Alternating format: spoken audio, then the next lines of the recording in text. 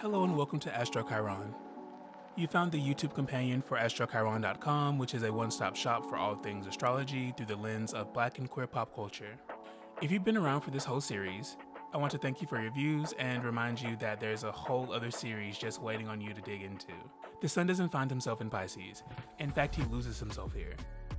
This isn't always as bad as it sounds. Sometimes it's nice not to be perceived. That said, you guys often find yourself as fish in a river that has a current you have no sway over. With no energy to stick out a fin, you may often feel like you're being swept along without much say. This explains your comfort in chaos, but it also explains your frequent inability to take responsibility for your action, for good or for bad. First, we'll start with Pisces' expression through masculine features. Okay, let's start a drinking game. When I say small, take a shot, or a sip, or hit, or whatever your vice is.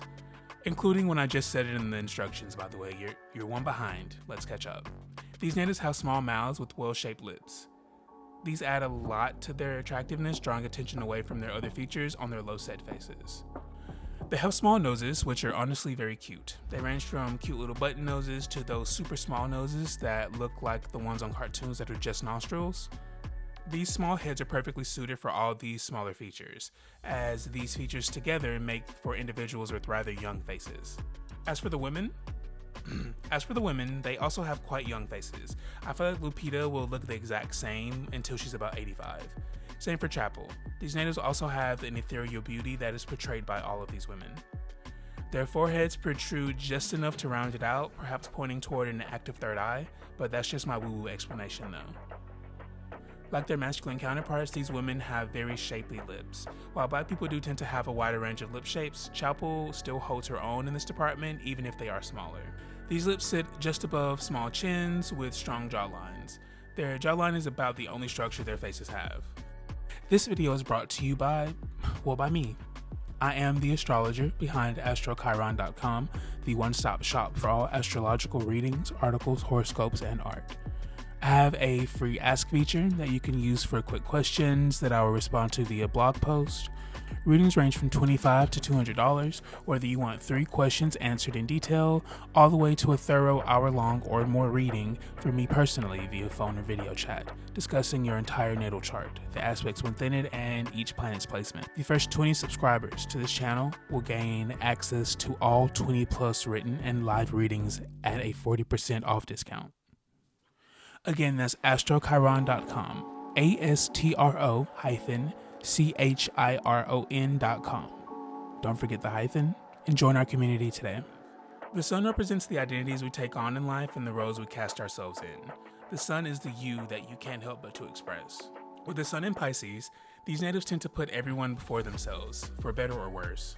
Because of this, they tend toward martyrdom. And because of this, they always carry this sweet energy with them, even when they're not being sweet. Always undefinable, these natives are usually queer, either in sexual orientation, gender identity, or in their general being. Erica and Earl march to the beats of their own respective drummers, while most of the other people on the screen are in the LGBTQIA+ community. Bad Bunny is reportedly sexually fluid, though I believe we've mostly seen him in the company of women. Not that that matters, I was just being informative. Elliot Page is transgender and underwent a public transition. Even a character he was playing at the time on Umbrella Academy transitioned as well. Finally, Chapel is gay and performs in drag. Her stage name isn't a stage name, it's a drag name. Secondly, these natives may feel out of place or separate from others. This doesn't come off like Aquarians who are like a nun at a motorcycle gang meeting. Pisces are more like a fish in a desert. Not only do you not fit in here, but are you good? Anyway, Simone was adopted and was homeschooled due to the extensive training she underwent. Then there's Trevor Noah's early life, which was spent hidden due to apartheid. His book, Born a Crime, was titled that for a reason after all. Finally, Chapel grew up in a very conservative and religious town in Missouri. Her status as a queer woman was doubly challenged by her surroundings. As a final point, mental health issues are common in these natives, as Pisces is connected to the great subconscious that we're all attached to in sleep or via meditations. This makes for a highly sensitive person. For example, Chapel is open about her anxiety that she often has to face for her job. Simone has ADHD and has struggled with the twisties, which is a mental block that disorients the gymnast mid-flip. And then finally, Earl has struggled with substance abuse and has since stopped drinking. Pisces suns are often on their own, actually. They love a good party and certainly have friends, but they require extensive alone time in order to keep from getting lost in the energies of the world and that of the people around them. Their compassion is unparalleled, and you won't find a more loyal friend or partner than a Pisces Sun. Just make sure you encourage their expression so they don't get too wrapped up in you. Okay, so I also, and again, this isn't like a rant, like my Beyonce birth time thing, like that was a rant. This is more of an explanation. So Simone was featured on my Sagittarius Ascendant video. She is not a Sagittarius Ascendant, so she's actually been placed as a Pisces Ascendant. So she's a Pisces Sun and Pisces Ascendant. Now that we have her actual birth time or her corrected birth time or whatever it was. So I'll just read what I put on the article. Simone has other sources placing her as a Pisces Ascendant with a Sagittarius midheaven. Like Taylor Swift's Ascendant midheaven switch up, this could be explained by us only seeing Simone's career, basing her entire life, which is her ascendant, on her public persona, which is her midheaven. So I think that happened this time as well because Simone is a Pisces ascendant and a Pisces sun. So I won't be repeating celebrities if I do more of these series comparing celebrities to placements so we all can get a universal understanding of them, because I just want to do variety. I don't want to just talk about the same person over again. I don't want to do that. So the reason that Simone is in this video is because she is not actually a Sag rising like I put in the other video, but like I said, she is a Sag midheaven. So everything that I said about Simone basically in that video was about her career, and that is why it resonated with Sag rising, because I was talking about her public persona, her career, her reputation as a Sag midheaven.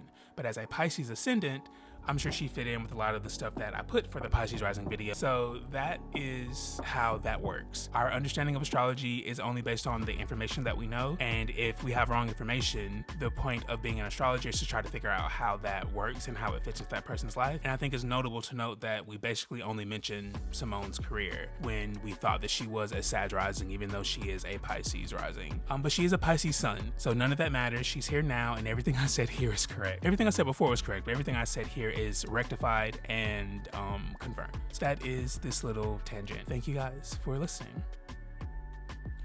I want to thank you all for watching this video, and a special huge thanks for watching this series to its culmination. I did promise in the last video that I would let you guys know what's happening next. So the next video will be a deep dive into the natal chart of one Beyonce Giselle Knowles Carter. So this will be a long form video that recaptures an article I wrote for the website. Which the link will be in the nether regions of the video whenever I record it. I don't know how long it's going to be. It's definitely going to be longer than the, 5 to 8 minutes that I've been doing for the 2 series that have come out. It's probably going to be pretty long. So I'll see if it's going to be more of like a documentary type thing. I don't know. This is new territory for me. I've never done a video that long. I've never done a script that long. But this video will display a lot more of what I hope to do on this channel outside of the explanatory series that I've been doing. So this can be more of like a, I don't know, entertaining type. We'll see. We'll see where it goes. But this is what's happening next. That video will be coming to you, drum roll please, this Saturday, as opposed to Thursday. I will still be doing starting the new series Thursday, but this Saturday is going to be the big long form thing. I recorded these hugely in advance, so the Beyonce video is coming this Saturday. Be on the lookout and be sure to contact me at ac@astro-chiron.com for your 40% off discount on a reading, as that discount is still going on for my subscribers.